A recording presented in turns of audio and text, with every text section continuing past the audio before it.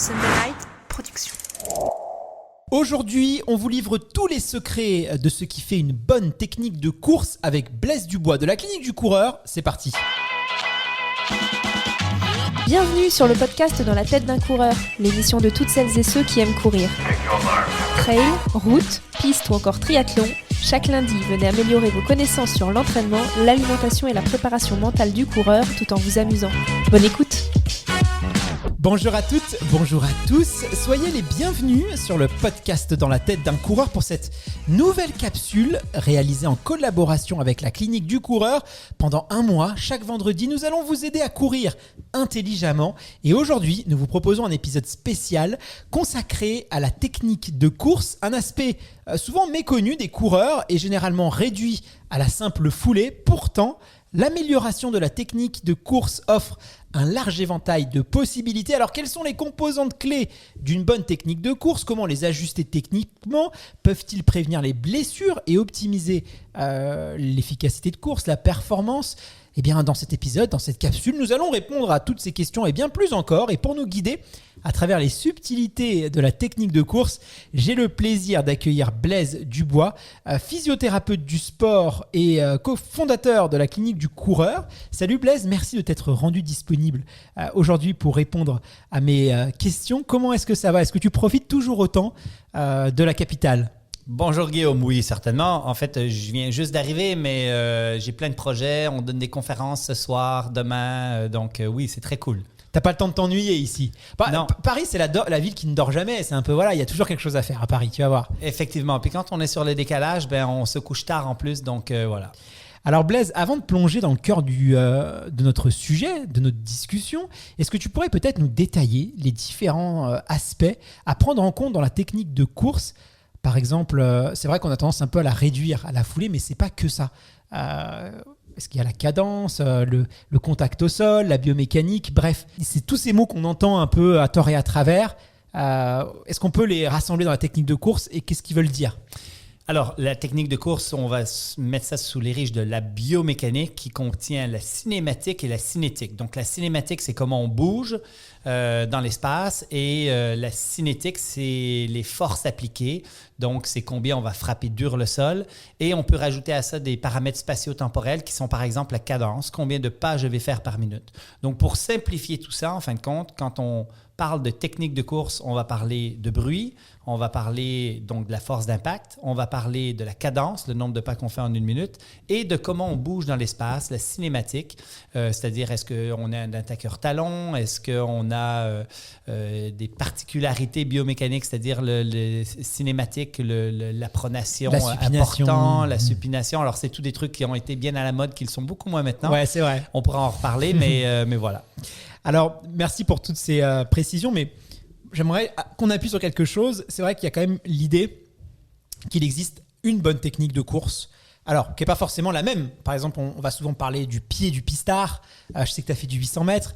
Il y a la bonne technique pour faire le trail, pour faire la route. Mais globalement, en fonction de la famille de courses que l'on fait, il y a une bonne technique. Est-ce que tu es d'accord, toi, avec cette vision-là ? Alors, il y a peut-être une bonne technique pour un individu en particulier à un moment donné dans sa vie, oui peut-être, mais clairement, on surintellectualise ce qu'est une bonne technique de course. Et là, tu as fait des différences. On observe des différences chez celui qui fait le pistard versus celui qui fait du trail ou de la route longue distance, genre le marathon. Mais clairement, on n'a pas de données actuellement qui nous dit qu'il y a vraiment la bonne technique de course. Il y a par contre de la science qui nous donne des informations sur c'est quoi la mauvaise technique de course. C'est-à-dire c'est quoi les choses peut-être qui ne sont pas optimales d'un point de vue économie énergétique et d'un point de vue protection, donc prévention des blessures. C'est intéressant parce que c'est vrai qu'on entend souvent ça. Alors je ne sais pas si c'est des légendes ou pas, mais oui, Kenissa Bekele qui pour aller sur marathon s'est beaucoup blessé parce que justement il n'arrivait pas à changer sa qualité de pied qu'il avait sur piste. Il y avait aussi avec Haile Gebrselassie, il y a eu un petit peu le même problème. Mais c'est vrai qu'on entend souvent que cette technique de course, elle évolue. La technique de course qu'un coureur va avoir au début de sa carrière ne va pas être la même qu'un coureur qui a 10, 12 ans passé. Même la pronation, la supination, c'est quelque chose qui vont évoluer avec le temps, ça ne reste pas figé. Et d'ailleurs, on entend même souvent que la morphologie, par exemple, un coureur qui a été obèse et qui a perdu du poids, ça peut se voir Moi, j'avais un entraîneur qui était capable de voir un peu les morphologies passées des coureurs. Ça peut se voir sur la technique de course. Il y a plein de choses qui rentrent en compte dans notre histoire, dans notre expérience, qui vont avoir un impact sur la technique. Est-ce que c'est vrai de penser comme ça?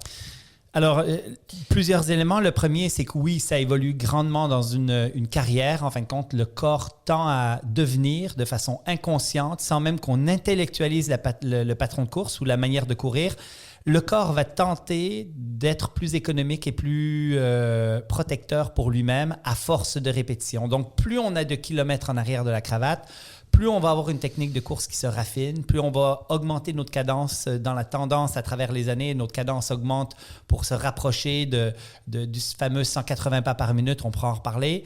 Et la technique de course devient de plus en plus protectrice. On apprend à courir avec plus de légèreté, on va dire, à travers les années, simplement sans intellectualiser la technique de course, simplement parce que le corps cherche à se protéger et cherche à être plus efficace.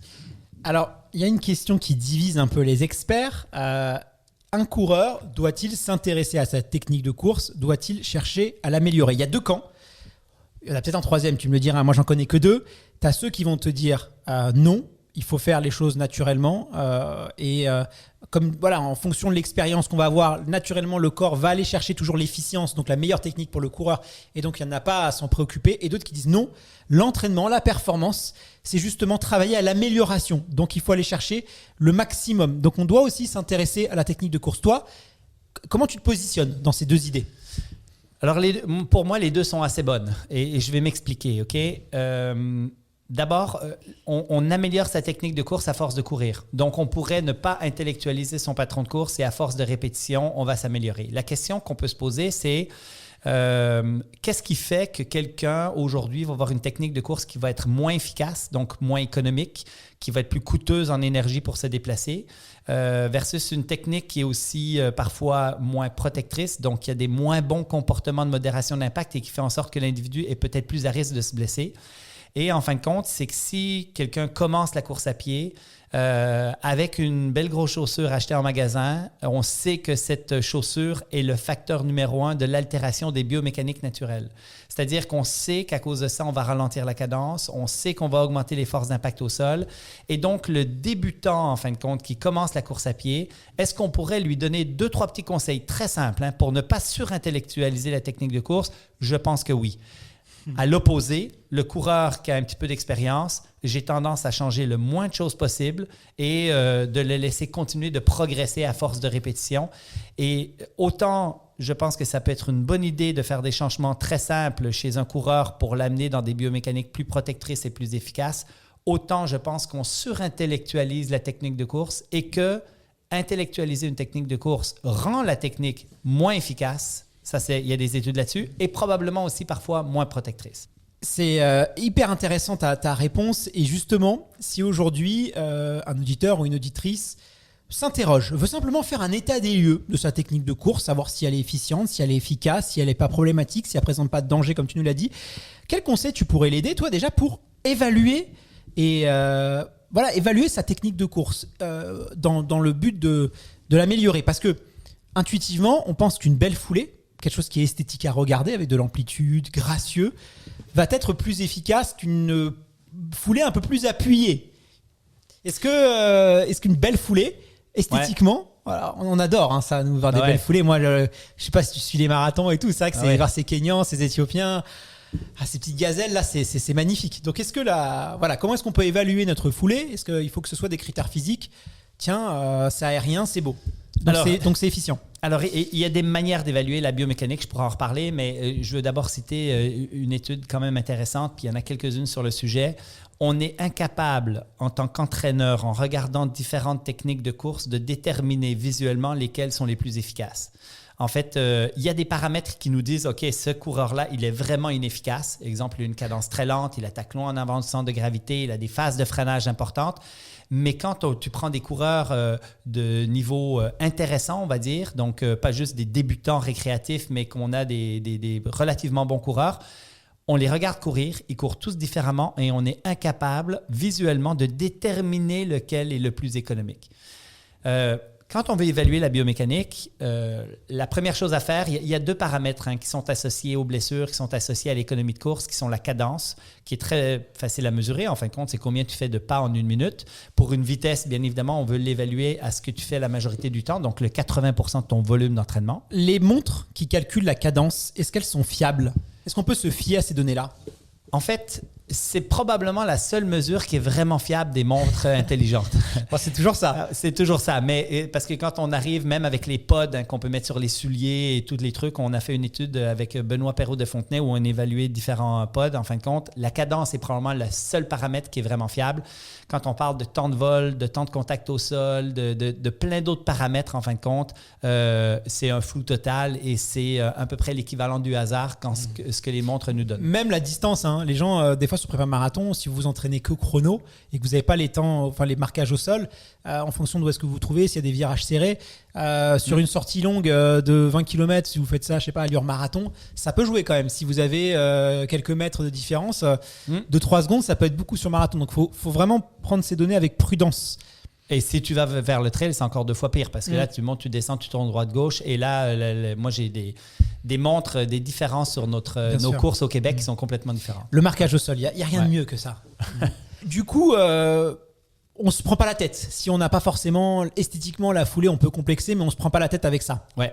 Alors, quand on regarde, on analyse une biomécanique de course, la première chose qu'on peut faire, c'est regarder la cadence qui est relativement simple et qui est non seulement simple à évaluer, mais qui est aussi simple à changer et avec des effets qui sont très intéressants au niveau réduction du stress sur le squelette, au niveau efficacité de course et ainsi de suite. Ça, c'est la première chose, la cadence. La deuxième chose qu'on peut évaluer, c'est la force d'impact au sol, la vitesse à laquelle cette force est appliquée qui se traduit de façon générale en bruit. C'est-à-dire, est-ce que je suis un coureur qui frappe le sol de façon vive ou pas? Parce que là, on a des études, une belle étude de Chan avec 320 coureurs qu'ils ont suivis pendant 1 an et ceux à qui ils ont enseigné à courir plus léger se blessaient moins. Donc, on a des données qui commencent à nous dire ça pourrait être intéressant pour certains coureurs de leur donner des conseils sur, par exemple, le bruit qu'ils font, sur la cadence, qui sont 2 paramètres très simples à vérifier. Sur les paramètres cinématiques, est-ce que tu attaques du talon sur la mi-pied, sur l'avant-pied, comment est positionné ton genou, ta pronation, ta supination, l'ensemble de ces paramètres-là, à ce moment-là, on est beaucoup moins piqué, on est beaucoup moins pointilleux sur ces paramètres qui ont des influences mal connues parfois et beaucoup moins importantes que ce que je viens de nommer, qui sont la cadence et le bruit. On va revenir justement sur ces particularités de foulée et d'attaque, comme on peut dire. Moi, ce que tu me dis là sur l'efficience, l'esthétisme de la foulée, ça me fait penser, pour donner une petite anecdote, à Emil Zatopek.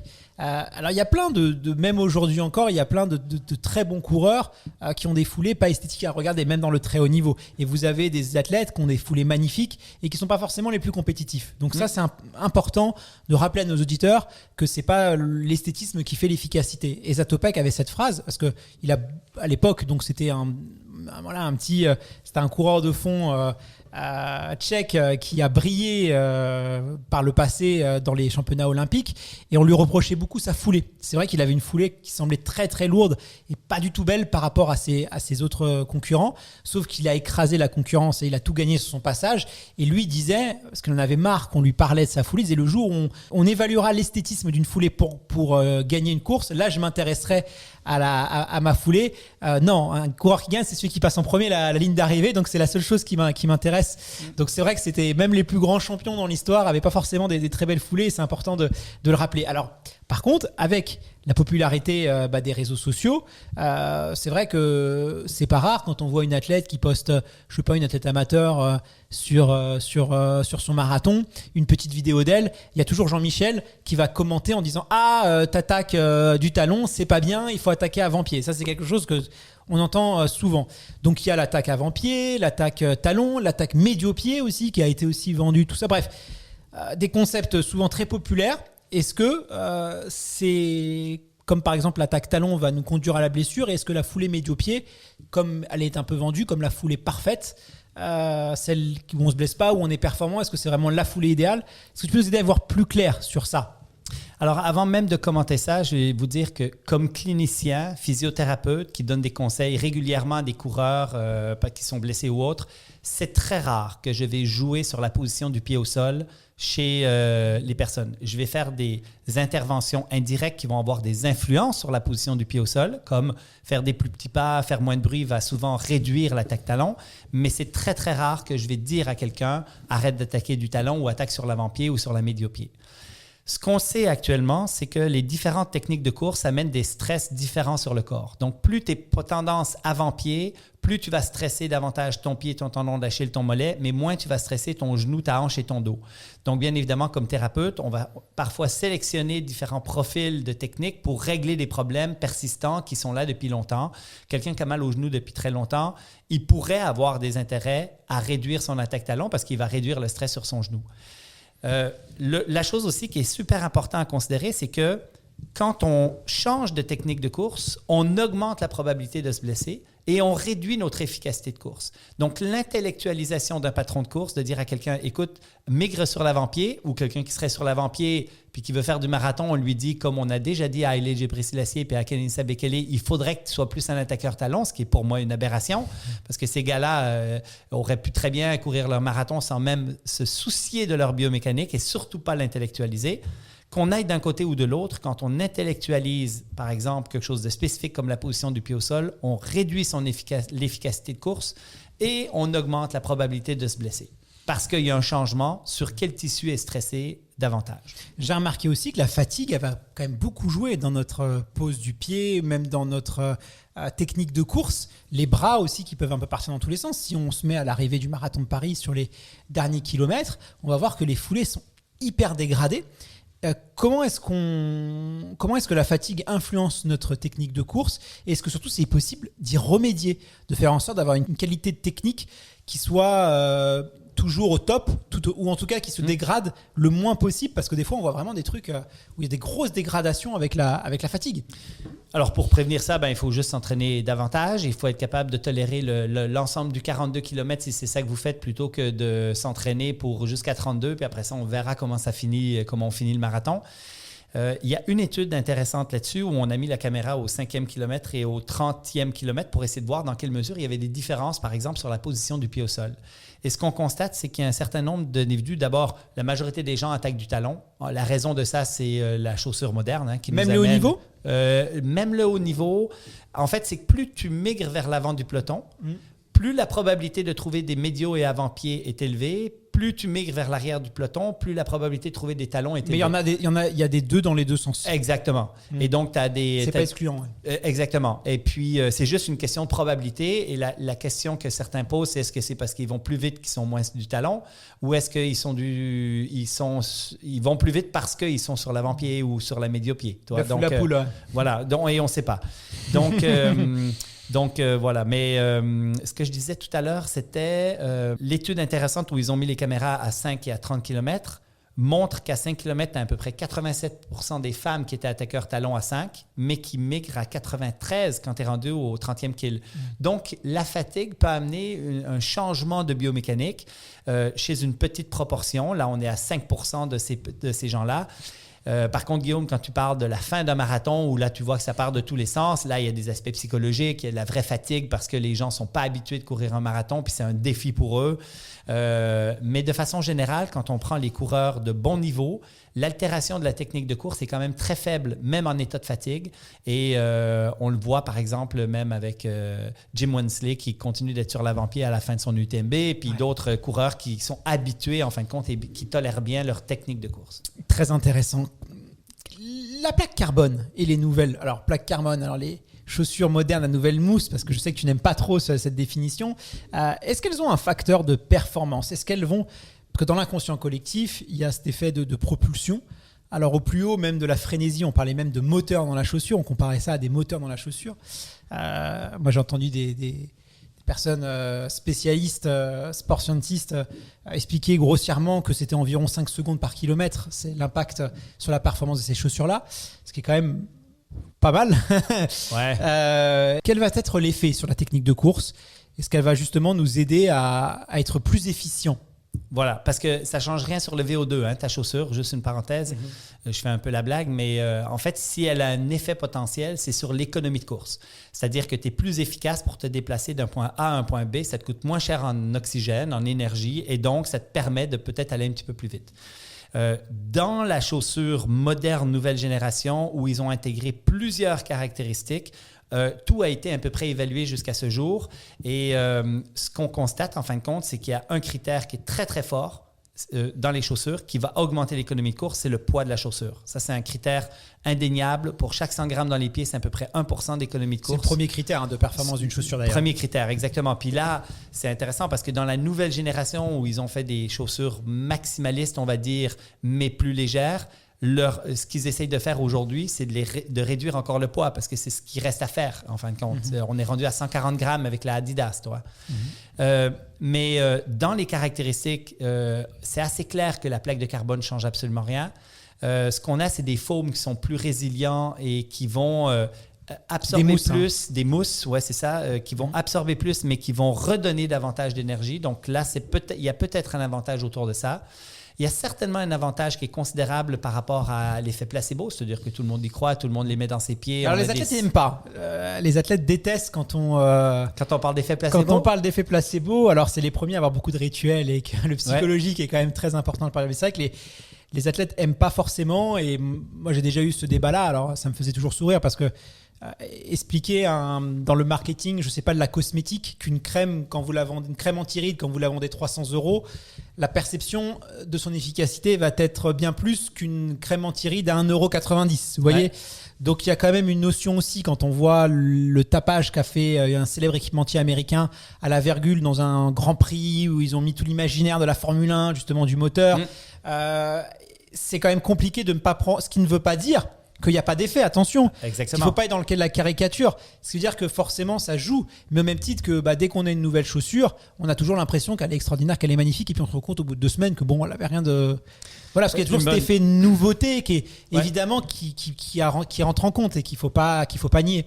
Mais toi, juste pour imager un peu cette partie sur l'effet placebo, parce qu'on commence à avoir des études intéressantes sur le sujet, tu connais peut-être l'étude Strava qui a été faite avec le New York Times où ils ont évalué 500 000 temps Strava sur des courses et de savoir dans quelle mesure l'intégration d'une nouvelle chaussure amenait une probabilité de meilleure performance, un PB, une personal best.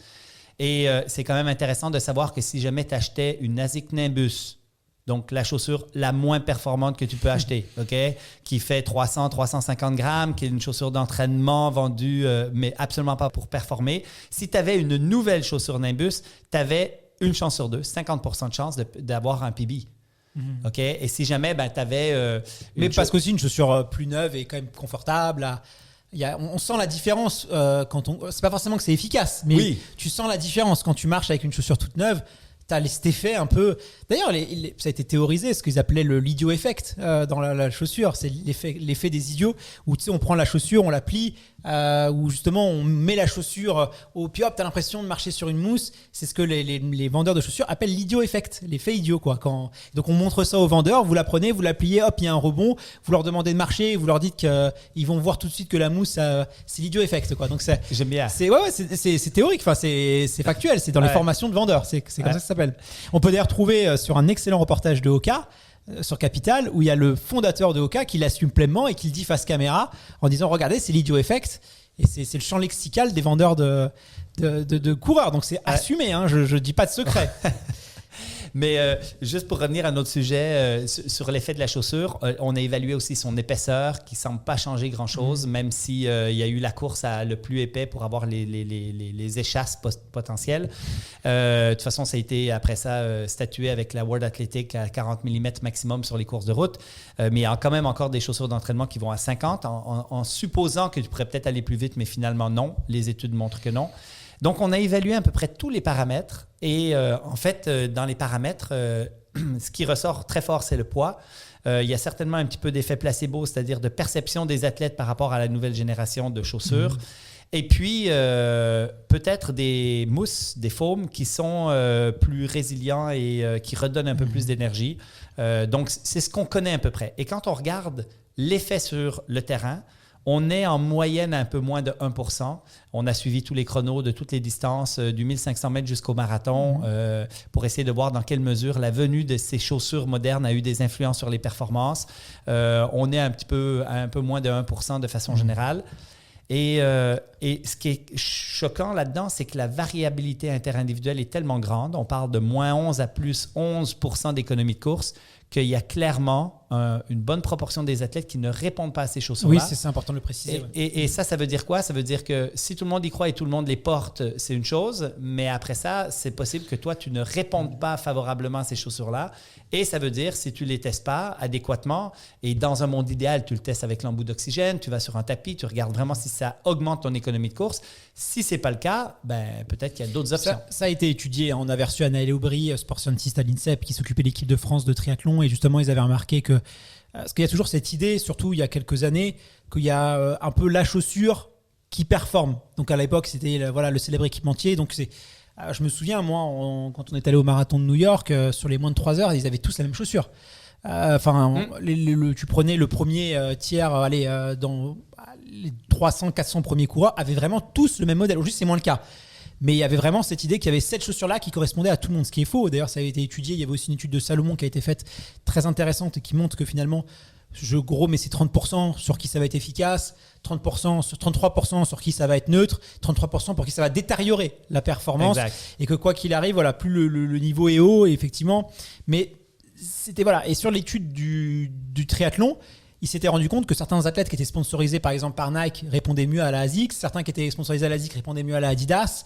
Et donc il faut sortir l'idée qu'il y a une chaussure universelle faite pour tout le monde et qui va booster la performance, parce qu'il y a des partis pris dans la conception des chaussures où un équipementier va privilégier un profil plutôt qu'un autre et donc ils doivent faire des choix arbitraires, tout simplement. Ouais, mais c'est drôle quand même, parce que si j'étais un athlète de haut niveau, je ne me permettrais pas de jouer avec la chance de cette manière-là. J'irais en laboratoire, je ferais des tests, j'amènerais 5-6 paires de chaussures pour essayer de voir sur laquelle je suis le plus performant.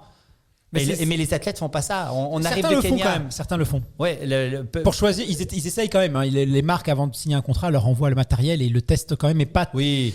C'est sur plutôt, la piste, le feeling, mélange l'effet avec l'effet placebo. Il y en a qui le font vraiment en laboratoire, mais c'est quand même plus sur triathlon où l'équipement est quand même. Les triathlons, ils sont un peu plus. Peut-être. Et là, on est en France, on est au Québec où on a la chance d'avoir ces laboratoires. Tu vas au Kenya, tu prends les 500 meilleurs coureurs kenyans qui sont parmi les 600 meilleurs coureurs au monde sur marathon, et il n'y en a aucun là-dedans qui expérimente n'importe quoi que ce soit. Ils vont courir avec les chaussures qu'on leur donne. Ouais. Après, il y a une data intéressante, c'est qu'au dernier marathon de Boston, pour retrouver un coureur qui n'avait pas de plaque carbone, il fallait remonter à la 225e place. Te dire qu'aujourd'hui, c'est des chaussures qui ont été très adaptées et qui ont été un peu, je peux dire game changer, mais qui ont vraiment eu un impact assez significatif sur les athlètes, sur la capacité à emmagasiner plus de séances. L'idée, c'est pas de nier en tout cas l'efficacité de ces chaussures-là, et ça peut pas être que l'effet placebo. On a vu sur le dernier modèle de Nike qui a été boudé par les athlètes et qui sont restés au modèle précédent. Donc il y a quand même aussi des feedbacks du terrain, en tout cas pour des chaussures qui sont très mauvaises. Certainement. Ça marche. Mais moi, je pense qu'il y a plus. Cette chaussure-là a quand même un très gros avantage, cette nouvelle génération, par rapport à ce qu'on avait avant. C'est qu'on a réussi à faire une chaussure plus légère que l'ancienne génération, mais plus maximaliste, donc plus proche des habitudes. C'est ça le vrai changement, c'est les matériaux, de faire le meilleur des deux mondes. C'est le meilleur des deux mondes en fait. Ouais. C'est ça qui a vraiment été très changeant. Alors, on ne peut pas parler de technique de course sans parler de préparation physique, de musculation. Selon toi, est-ce que l'importance de la force musculaire et de la flexibilité va optimiser la technique de course? Alors, oui, potentiellement. C'est-à-dire que pour avoir une technique de course efficace, on a une certaine nécessité de force et une certaine nécessité d'amplitude de certains groupes musculaires. Je pense entre autres à l'extension de hanche, donc la flexibilité du psoas-iliaque. On a besoin d'avoir une certaine extension. Si jamais vous êtes très pris au niveau de la hanche en extension, vous ne pouvez pas atteindre des vitesses très élevées. Ça, c'est une chose. La seule chose, c'est que si on parle de l'athlète élite, on va essayer d'identifier des facteurs potentiellement limitants pour essayer de maximiser l'ensemble des paramètres. Mais sur le coureur récréatif, le fait de courir et de simplement courir va lui donner une certaine mobilité nécessaire et va le solidifier pour avoir une certaine force essentielle. Et le renforcement musculaire dans le cadre de la prévention des blessures, je parle sous ton contrôle, mais je crois que les études n'ont pas montré de corrélation entre renforcement musculaire, prévention des blessures. Ça reste toujours la charge, la quantification du stress mécanique, la musculation. Ça ne veut pas dire qu'il n'y en a pas, mais qu'en tout cas, ça n'a pas été prouvé scientifiquement. Exactement. En fait, tu viens de le nommer, l'absence de preuve ne veut pas dire la preuve d'absence. En fait, présentement, la littérature n'a pas été capable de démontrer que si on faisait du renforcement, on avait vraiment des rôles préventifs. Si tu demandes aux cliniciens, je crois que de se rendre plus robuste par un programme global de renforcement pourrait avoir un effet préventif sur les blessures parce que nos tissus vont devenir juste plus tolérants. Mais il y a une spécificité qui est très importante. Donc, la meilleure manière de prévenir les blessures en course à pied, c'est de courir et c'est de courir dans le bon dosage. Hyper intéressant. Avant de passer à notre rubrique vrai du faux, si un coureur demain vient te voir et te dit « Blaise, j'aimerais améliorer ma technique de course, qu'est-ce que je dois faire ?» Tu lui répondrais quoi? Alors, la première chose, c'est pourquoi tu vas améliorer ta technique de course? Est-ce que tu as des bobos? Je veux faire des plus belles photos sur les réseaux sociaux. Ah, ok. Non, je plaisante.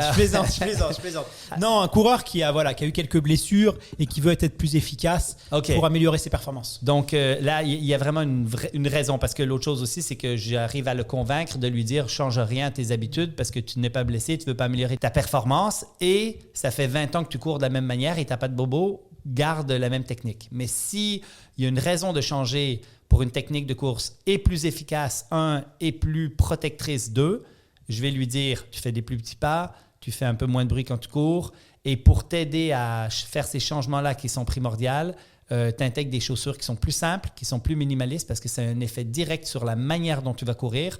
Et changer une technique de course sans changer la chaussure, pour moi, ça fait peu de sens, dans le sens que la raison pour laquelle on a une altération de la technique de course, c'est-à-dire qu'on va faire des grands pas avec un bruit important, une force d'impact importante, en attaquant fortement du talon, avec un angle pied-sol qui est prononcé, c'est d'abord et avant tout à cause de la chaussure. Et l'étude posturale, un peu ce qu'on peut avoir dans les magasins de vente de chaussures, on parlait tout à l'heure de la pronation, de la supination, qu'est-ce que ça vaut tout ça? Très peu. Très peu. Puis là, je vais être choquant. En fait, c'est qu'on l'a clairement surintellectualisé, autant chez les kinés qu'en boutique ou ailleurs. On ne fait pas de lien actuellement entre la structure du pied, le pied plat versus le pied creux, les genoux croches vers l'intérieur versus de toutes sortes. Et on n'arrive même pas à faire de lien entre le mouvement du pied, par exemple la pronation, le mouvement du genou, le genou valgus, et les pathologies de l'appareil locomoteur. Donc, essayer de les contrer avec une technique qui corrige ces particularités-là, ça sert peut-être à rien du tout. Je rappelle que la science, la littérature scientifique évolue tous les jours et en perpétuel mouvement. Ce qui est vrai aujourd'hui ne sera pas forcément vrai hier. Et voilà, donc nos propos n'engagent que avec la connaissance actuelle qu'on a de la compréhension de la science. Et que ça va peut-être évoluer parce qu'en ce moment, il y a un petit peu une mode sur les réseaux sociaux où on prend des extraits très vieux de 5-6 ans et on les remet là au goût du jour et on essaie d'attaquer les gens. Et je pense qu'il faut être à l'aise avec l'idée que les choses évoluent et que ce qui est vrai aujourd'hui n'est pas forcément vrai demain et que c'est bien et qu'il ne faut pas rester campé sur ses positions et il faut être à l'aise avec ça. T'sais, on dit, quand je donne des formations aux professionnels de la santé, je leur dis toujours que je ne suis pas responsable de ce que j'ai dit et écrit il y a plus de 5 ans, en lien justement avec l'évolution de la science.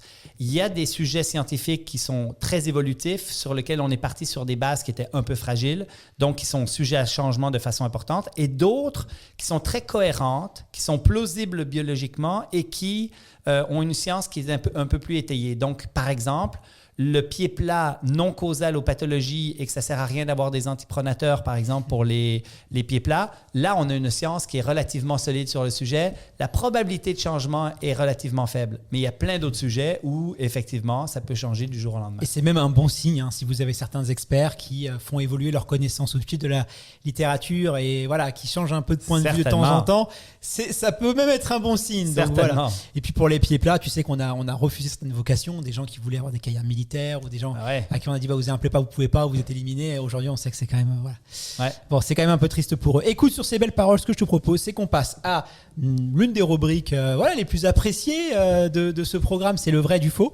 Est-ce que tu es OK pour continuer à déconstruire quelques mythes autour de la course à pied? Let's go. C'est parti, jingle. C'est pas ça, c'est que c'est n'importe quoi. En vrai, la vérité, la vraie vérité, c'est faux. C'est vrai ou c'est faux, ça? Franchement. Ouais, c'est pas faux. Bienvenue dans le vrai du faux. Dans cette rubrique, Blaise Dubois de la clinique du coureur nous aide à déconstruire les mythes et légendes autour du running. Et aujourd'hui, on va s'attaquer à la foulée, un sujet que Blaise, toi tu connais bien. Première question, une foulée avec beaucoup d'amplitude est toujours plus efficace pour courir, vrai ou faux? Faux. Plus elle a d'amplitude, habituellement, plus la cadence est lente pour une même vitesse.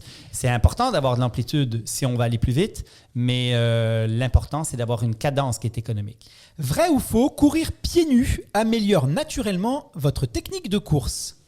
C'est effectivement une des bonnes manières de bonifier votre technique de course parce qu'en courant pieds nus, vous allez vous rapprocher d'une cadence plus optimale, vous allez vous approcher de meilleurs comportements de modération d'impact, donc vous allez faire moins de bruit.